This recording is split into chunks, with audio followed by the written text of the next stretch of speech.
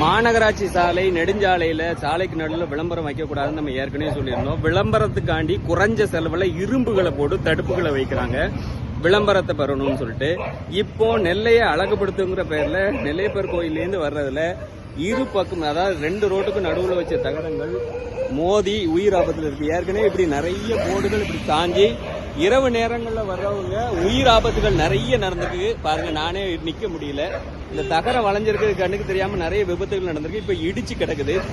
ஏற்கனவே சொல்லியிருந்தோம், ரோடுகளில் விளம்பரம் வைக்கிறதுனால கவனம் செலுத்தி உயிர் ஆபத்து நடக்குன்னு. டவுன்ல எத்தனை பேர் இருக்கிறீங்க? நெல்லையப்பர் கோயில் எத்தனை பேர் இருக்கிறீங்க? இந்த தகரத்துல விளம்பரத்தினாலதான் அந்த பிசினஸ் வர போதா? உயிர் ஆபத்தை தடுக்க மாட்டாங்களா மாநகராட்சியில, நெடுஞ்சாலை துறையில? இதை அரசு கவனிக்காதா? எம்எல்ஏ எம்பிடிஸ் அனுப்புங்க. இந்த தகரத்தினால ஏற்படுற உயிராபத்து நான் இப்போ மோதி நிக்குது. நான் இது ஒரு 3 பதிவுகளில் சொல்லியிருக்கிறேன். மன்னார்பட்டையில் புண்ணா அகற்றுனாங்க. இப்போ பாருங்க. அது மட்டும் இல்லாம இது நெல்லையப்பர் கோயில் பக்கத்தில் அதுமே மன்னார்பட்டையில் ரோடு ஓரத்தில் கம்பு வச்சு ரோட்ல இப்படி சரிவா போஸ்ட் மாதிரி வச்சு விளம்பரம் பண்ணிக்கிட்டே இருக்கிறாங்க. ரோட்ல சாலைமுறை விளம்பரம் பண்ணதுனால ஆபத்து, உயிர் ஆபத்து நடக்கும் போது இங்க பாருங்க.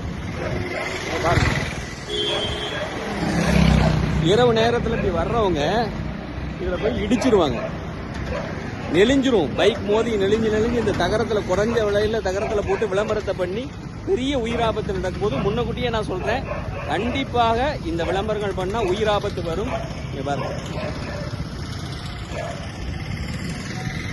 உயிராபத்தை தடுக்கிறதுக்கு தான் நான் பல வீடியோ போட்டுட்டேன்.